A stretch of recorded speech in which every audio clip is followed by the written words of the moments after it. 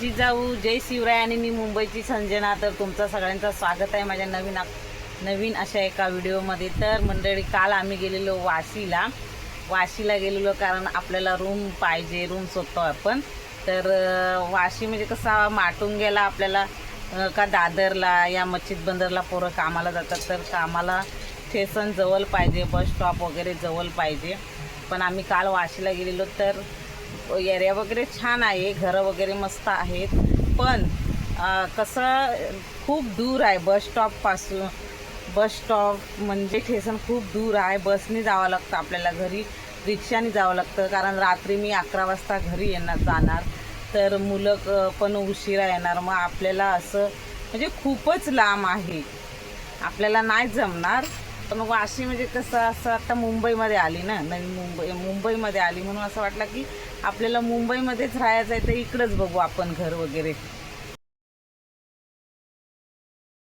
Budget पण आपला एवढा नाही आहे आणि घरं पण दूर दूर आहेत।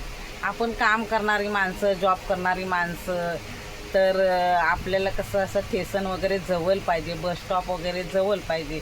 असं जवळ असेल तर आपल्याला म्हणजे बरा पडतं, रात्री उशिरा वगैरे गेला तरी टेन्शन नाही, मुलं वगैरे रात्री उशिरा घरी आली तरी काही टेन्शन नाही आपल्याला। आणि खास करून आपल्याला मुलींचा म्हणजे विचार येतात, आता मुली दोन्ही जॉब करणाऱ्या आहेत माझ्या, मग त्या कधी काम जास्त असतं तर कधी कमी असतं, कधी लवकर येतात कधी उशिरा येतात। लवकर येतात तेव्हा काही टेन्शन नाही, पण उशिरा येतात तेव्हा आपल्याला खूप टेन्शन आहे ना।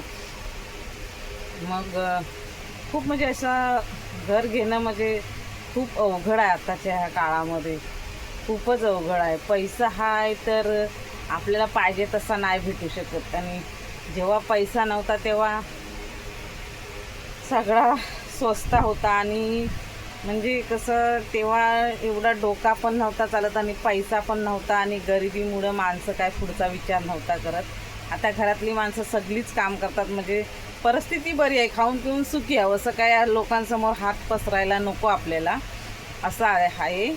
पण एवढा म्हणजे नाही जमत, एवढा दूर जाणं नाही जमत। आपण राहतो तिथंच आपल्याला असं वाटतं की पहिल्यापासून जिथं आपण राहतो ना तिथंच राहावं आपण, असं की तिथंच आपल्याला घर मिळावं आणि तिथंच आपण राहावं असं। पण काही कारणामुळे, काही कारण असतं, काही घरातला परिवाराचं कारण असतं, काही घरामधले काही प्रॉब्लेम असतात, त्यामुळं आपल्याला दूर जावं लागतं। पण हा सगळा विचार करावा लागेल, कारण आपली मुलं बालं जिथं मोठी झालेली असतात तिथं आपण लगेच सोडून नाही जाऊ शकत। पण मला एकच सांगायचं आता कसं म्हणजे आपण जिथं राहतो तिथंच राहावं असं कायमस्वरूपी, पण तसं नाही होत, काही कारणामुळे आपल्याला सोडून जावं लागतं। पण नवीन घर घेणं म्हणजे खूप कठीण आहे, आणि आपल्याला तिथलं जमेल नाही जमेल काय सांगू नाही शकत। आणि घर घेणं म्हणजे खूप कठीण आहे आताच्या काळामध्ये, माहीत नाही का मन नाही मानत असं। घर तर घ्यायचं आहे आपल्याला, तुमची कुठं ओळख असेल पनवेल, नेरूळ, वाशी, तर आम्हाला सांगा, पण कसं जवळ पाहिजे आपल्याला। अरे पण तो हाच आहे, गोप्रोपेक्षा हा वर आहे।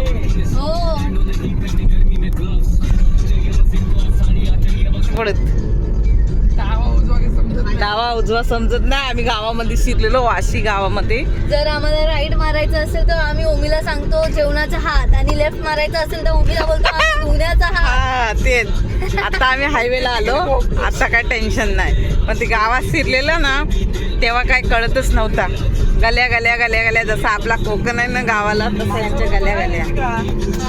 आता आपण हायवेवर आलो, गावाला जाऊन राहायचं बाबा, शेती बिती करायची, मस्त राहायचं गावाला, हवा पण सुकी, जीवन पण एकदम मस्त। कोकणामध्ये जाणं म्हणजे किती खूप मस्त आहे ना, आपल्याला असं वाटतं ना आपण परिस्थिती असती तर आम्ही गावीच राहिलो असतो।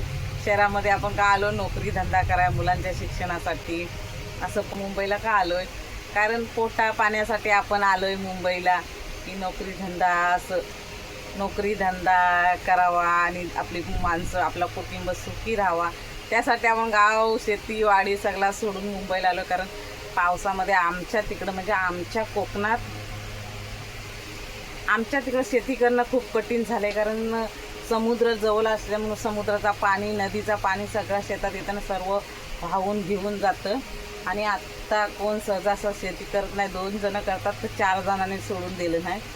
मग आता जाऊन शेती करणं म्हणजे खूप कठीण आहे गावाला पण असं वाटतं बाबा गावालाच जाऊन राहावं, आपला कोकणच चांगला आहे.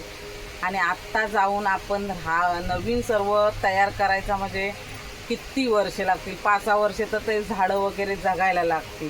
म्हणून आहे तिथेच राहायचं. आपण आता मुलं मोठी झाली तर आपल्याला घर घेणं, झोपड्यामध्ये ह्या किती वर्ष मी 26 वर्ष या झोपड्यामध्ये काढलं. म्हणजे हे रूमामध्ये काढलं. आमचा रूम लई छोटा आहे, म्हणजे झोपडीसारखा आहे आमचा रूम. म्हणून आम्ही होम टूम कधी केलावत नाही. 26 वर्ष झाली मी इथं राहते. कसलीच सोय नाही आम्हाला नव्हती. आता पाणी आमचं बाहेर आहे, बाथरूम टॉयलेट सर्व आमचा बाहेर आहे. पण मी त्या जमान्याची होती म्हणून मी ते तसं दिवस काढलं. आताची मुलं मोठी झाली, शिकलेली आहेत, चांगली नोकरी धंद्याला आहेत. मग असं वाटतं ठीक आहे माझ्या मम्मीनी काढलं दिवस असतं तर आम्ही आता कमवतो तर थोडा मोठा घर घेऊया म्हणून आम्ही घर बघत आहोत. तर तुम्हाला कुणाला चांगला असं म्हणजे आमच्या पद्धतीने म्हणजे आमच्या बजेटमध्ये बसेल आणि आम्हाला असा फावेल एवढा घर जर असला तुमच्या ओळखीमध्ये तर गाईस सांगा प्लीज, आम्हाला सांगा.